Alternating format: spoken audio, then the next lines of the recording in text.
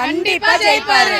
இதுல ஏன் உங்களுக்கு டவுட்னே உங்களுக்கு ஏன் இவ்வளவு டவுட்னே எனக்கு தெரிய மாட்டேங்குது. ஒரே ஒண்ணு, டிஎம்கே வந்து ஸ்ட்ரெயிட் ஃபார்வர்டா இந்த எலெக்ஷன் நடத்தினாங்கன்னா கண்டிப்பா டிவிக்கே ஜெயிக்கும். எலெக்ஷன் கமிஷன் எல்லாருமே வந்து சப்போர்ட் பண்ணி நேர்மையா இருந்தாங்கன்னா கண்டிப்பா டிவிக்கே வந்து சிஎம் வந்து உட்காருவார். அது இல்லாம எங்க தொகுதியில நிக்கிறவரு உங்களுக்கு தெரியும், டாக்டர் குமார். அவர் மேல எங்களுக்கு 100% நம்பிக்கை இருக்கு. அந்த நம்பிக்கை தான் நாங்க வந்து ஓட்டா அவங்களுக்கு கொடுக்க போறோம். விஜய் சாரோட அவர் நம்பி தான் ஒருத்தர் எங்களுக்கு கொடுத்துருக்காரு, அது குமார் சார். ஸோ குமார் சாரை நாங்க நம்புறோம் ஜனங்க.